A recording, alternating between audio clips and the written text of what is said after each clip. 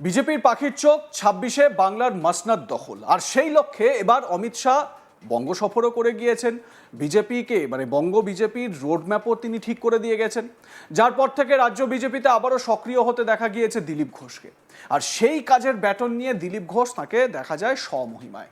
তবে এবার বিজেপির অন্দরে খবর, দিলীপ ঘোষকে নাকি বলা হয়েছে, দাদা প্লিজ এবার একটু মিষ্টি কথা বলবেন। প্রশ্ন এখানেই, দিলীপের বেলাগাম ভাষায় ভয় পাচ্ছেন শ্রমিক শুভেন্দু?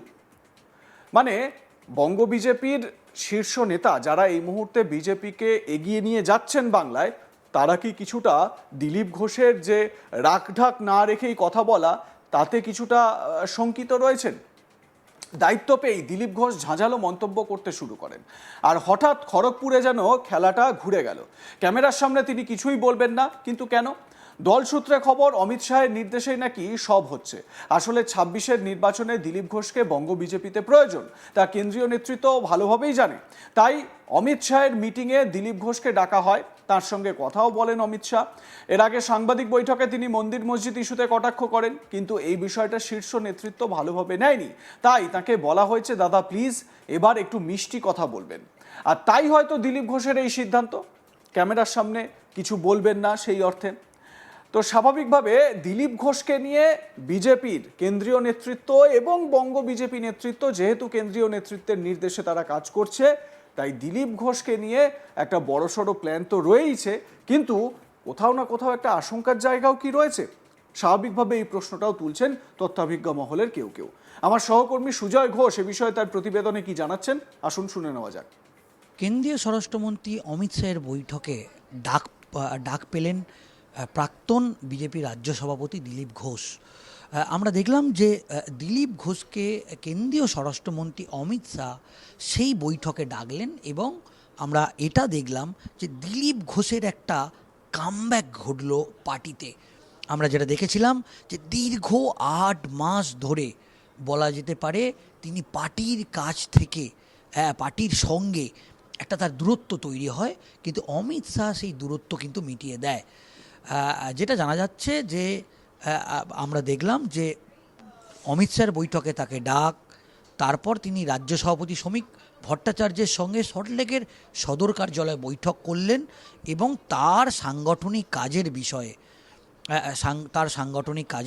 বিষয়ে কিন্তু বেশ কিছু বিষয় নিয়ে তিনি আলোচনা করলেন।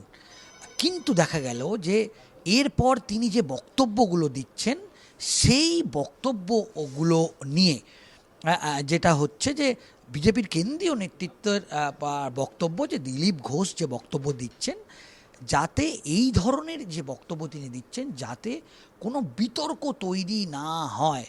এবং আমরা এটা জানতে পারছি, যেটা সূত্রের খবর, বিজেপির কেন্দ্রীয় নেতৃত্ব তরফ থেকে দিলীপ ঘোষকে একটু সতর্ক থাকার নির্দেশ দেওয়া হয়েছে।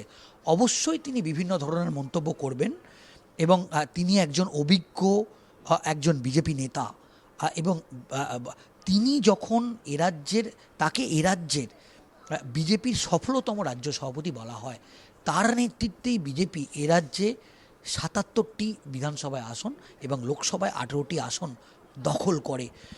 তার এক্সপিরিয়েন্স, তার অভিজ্ঞতাকে দল আগামী দিনে কাজে লাগাবে। কিন্তু এটা তাকে পার্টির তরফ থেকে জানিয়ে দেওয়া হয়েছে যে অবশ্যই তিনি জেলায় জেলায় ঘুরবে, পার্টির হয়ে প্রচার করবে, সাংগঠনিক বৈঠক করবে, এবং ২০২৬-এ বিধানসভা নির্বাচনে তাকে একেবারে মাঠ জুড়ে খেলার ছাড়পত্র কিন্তু দিয়েছেন স্বয়ং অমিত শাহ এবং কেন্দ্রীয় নেতৃত্ব। কিন্তু সেক্ষেত্রে তার এই বক্তব্যে যাতে আগামী দিনে দল কোনো সমস্যায় না পড়ে, দল কোনো বিব্রতের মধ্যে না পড়ে, দল দিলীপ ঘোষের কোনো মন্তব্যে এমন কিছু মন্তব্য দিলীপ ঘোষ যাতে না করে, যাতে তৃণমূল কংগ্রেস অক্সিজেন পেয়ে যায়, সে ব্যাপারে জাস্ট শ্রমিক ভট্টাচার্য বা কেন্দ্রীয় নেতৃত্ব সেটা চাইছে যে অবশ্যই একেবারে জেলায় জেলায় ঘুরে দিলীপ ঘোষ প্রচার করুক এবং দলের কাজ করুক। সেক্ষেত্রে তিনি যখন সংবাদ মাধ্যমের সামনে কোনো মন্তব্য করবেন, সেই মন্তব্য করার ক্ষেত্রে তাকে একটু সতর্ক থাকার কথা বলা হয়েছে। কারণ একেবারে নির্বাচন একেবারে দোরগোড়ায়, এমন কোনো মন্তব্য যে মন্তব্যে তৃণমূল কংগ্রেস কোনোভাবে পলিটিক্যাল মাইলেজ যাতে পেয়ে না যায়।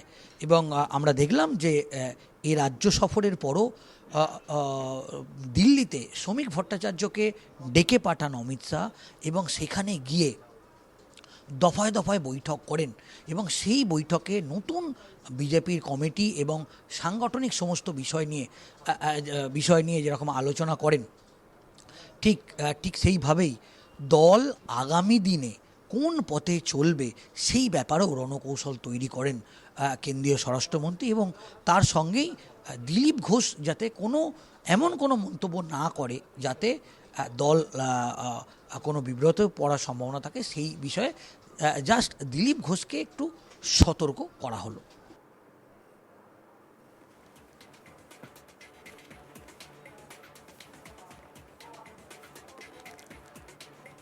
উল্লেখ্য, নিউ টাউনের ইকো পার্কে কয়েকদিন আগেই গিয়েছিলেন প্রাতঃভ্রমণে দিলীপ ঘোষ, যেরকম তিনি করে থাকেন প্রত্যেকদিন। সাংবাদিকদের মুখোমুখি হন।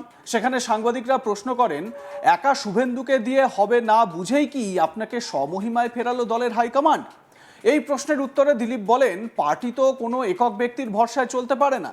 কিছু প্রমিনেন্ট মুখ থাকে যাদের অভিজ্ঞতা বেশি, তাদের গুরুত্ব দেওয়া হয়েছিল, কিন্তু কোনো একজন গোটা পশ্চিমবঙ্গ জিতিয়ে দেবে সেটা সম্ভব নয়। দিলীপ ঘোষ এ প্রসঙ্গে কি বলেছিলেন সেদিন একবার শুনুন। শুভেন্দু অধিকারীকে এককভাবে দিয়ে যে দল খুব একটা বড় কিছু বাজিমাত করতে পারবে না, এটা দলের শীর্ষ নেতারা অনুভব করেছে। অবশেষে না, কোনো পার্টি কোনো একজনের ব্যক্তির উপরে চলতে পারে না, তো বাকিরাও আছেন। আজকে হ্যাঁ, কিছু প্রমিনেন্ট ফিগার থাকে যাদের অভিজ্ঞতা বেশি, যাদের পরিচিতি বেশি, তাদের তো গুরুত্ব দিতেই হবে। কিন্তু একজন দুজন পশ্চিমবাংলার মতো এত বড় রাজ্য জিতিয়ে দেবে সেটা সম্ভব নয়।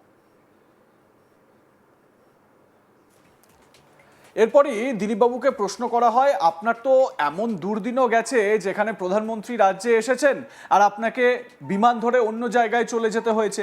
এই প্রশ্নের উত্তরে তিনি বলেন, হতে পারে, পার্টি এক্সপেরিমেন্ট করে মাঝে মাঝে। আগে তো ভোটে লড়তে হয়নি, তখন দল ভেবেছিল এক একটা মুখকে এক একবার সামনে আনি, দেখি পাবলিক কিভাবে রিয়্যাক্ট করে। মাঝে কিছুদিন সেই প্রক্রিয়া চলেছে। তো দিলীপ ঘোষের এই নিয়ে কি মন্তব্য একবার শুনে নিন তার মুখেই। ওনাদের জন্যই তো আপনার এরকমও দিন গেছে, এই দিনের সাক্ষী আমরাও। সেটা হচ্ছে, প্রধানমন্ত্রী এসেছেন শহর কলকাতায় বা পশ্চিমবঙ্গের অন্য জায়গায়, আপনি বিমানে চলে গেছেন ব্যাঙ্গালোর। প্রধানমন্ত্রী এসেছেন, আপনি মঞ্চে স্থান পাননি, আপনি বসেছেন সামনে দর্শকের আসনে, সেই আপনাকে অস্বীকার করা শেষ পর্যন্ত গেল না। না দেখুন, সে হতে পারে, এক একজন ব্যক্তির এক একটা বিশেষ পরিচিতি থাকেই, জায়গা থাকেই, কিন্তু পার্টিও এক্সপেরিমেন্ট করে যে কাকে দিলে কিভাবে হবে। তখন তার ইলেকশন লড়তে হয়নি, পার্টি ভেবেছিল যে বিভিন্ন মুখকে আমরা একবার করে প্র্যাকটিস করি, তাদের সামনে আনি, মানুষ কীভাবে রিয়াক্ট করে। তো সেটা দেখার পরে তারা ডিসিশন জানিয়েছে, এখন ইলেকশনে এখন যে সবাইকে নিয়েই লড়াতে হবে। আমার মনে হয় সেই প্রক্রিয়া চলেছে। ওনাদের জন্যই তো আপনার এরকমও দিন গেছে, এই দিনের সাক্ষী আমরাও।